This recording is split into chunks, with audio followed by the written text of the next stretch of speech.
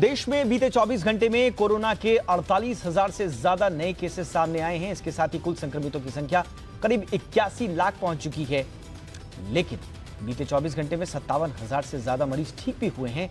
इसीलिए देश में कोरोना काबू में कहा जा रहा है। देश में अब तक करीब 74 लाख लोग इस वायरस को मात दे चुके हैं। राहत की बात यह भी है कि देश में एक्टिव मरीजों की संख्या अब 6 लाख से भी कम हो चुकी है।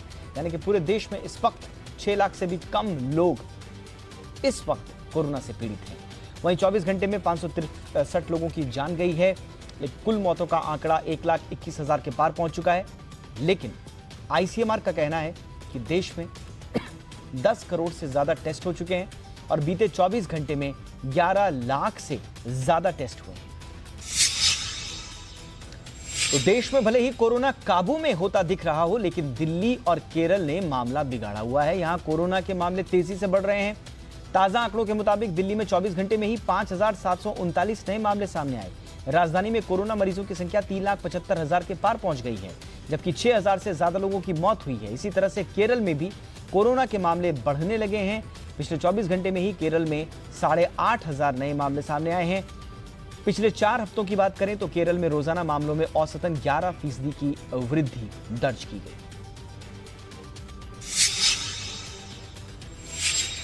महाराष्ट्र में भी कोरोना की रफ्तार कम नहीं हो रही है। पिछले 24 घंटे में 5,902 नए केसेस सामने आए हैं महाराष्ट्र में, और महाराष्ट्र में कोरोना मरीजों की कुल संख्या बढ़कर 16,66,668 हो गई है।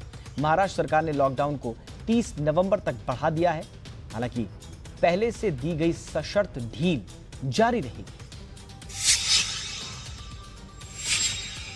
और इस बीच मुंबईकर्स का लोकल का इंतजार और बढ़ गया है। आम लोगों के लिए लोकल खोलने की राज्य सरकार की मांग को रेलवे ने खारिज कर दिया है। राज्य सरकार की अर्जी को अस्वीकार करते हुए रेलवे ने कहा कि रोजाना 21 लाख से ज्यादा पैसेंजर्स फिलहाल संभव नहीं है।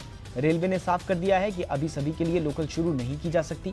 कोरोना से पहले रोजाना 80 लाख लोग रेलवे का सफर करते थे लोकल्स का। बता दें कि महाराष्ट्र सरकार ने केंद्रीय रेलवे को लोकल शुरू करने के लिए बाकायदा चिट्ठी लिखी थी और इसे खारिज कर दिया गया। रेलवे भले ही लोकल ट्रेनों में सोशल डिस्टेंसिंग की बात कर रहा हो, प्रोटोकॉल का हवाला दे रहा हो, लेकिन अभी हालात सुधरे नहीं हैं। एक तरह से सोशल मीडिया पर कई ऐसे वीडियोस और तस्वीरें वायरल हो रही हैं जिसमें ठसाठस भरी मुंबई की लोकल ट्रेनें देखी जा सकती हैं। भीड़ करीब करीब वैसे ही है जैसे कोरोना से पहले हुआ करती थी।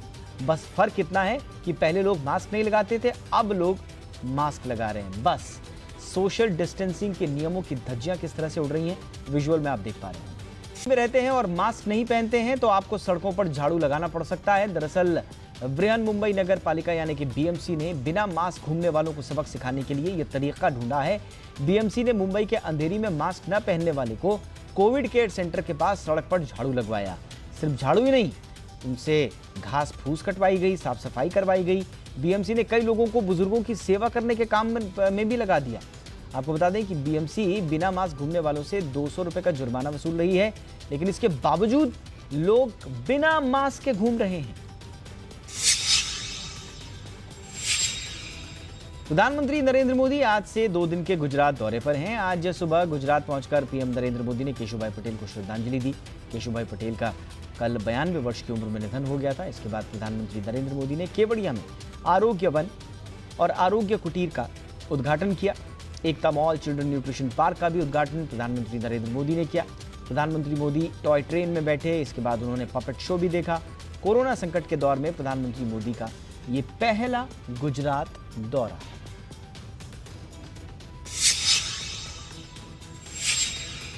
बिहार चुनाव में बीजेपी ने एक बार फिर रथ का सहारा लिया है। पार्टी का रथ पटना से रवाना हुआ। पार्टी के राष्ट्रीय महामंत्री और बिहार के प्रभारी भूपेंद्र यादव ने रथ को हरी झंडी दिखाई। रथ पर जंगल राज की तस्वीर दिखाते हुए आरजेडी के शासनकाल से उसकी तुलना की गई। रथ में लगाई गई तस्वीरों के जरिए जंगल राज के उस समय को लोगों को याद दिलाने की कोशिश की गई है। रथ पर हत्या, अपहरण, लूटपाट, डकैती, रंगदारी और वसूली के पोस्टर्स लगाए गए।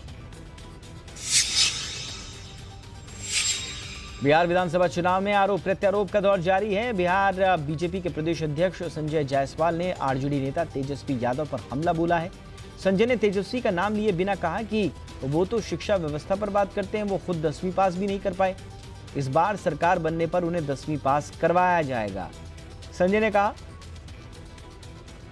कि किसी के माता पिता ने चरवाहा स्कूल खुलवाया था और उस समय भी उनके बच्चे 10वीं भी पास नहीं कर सके।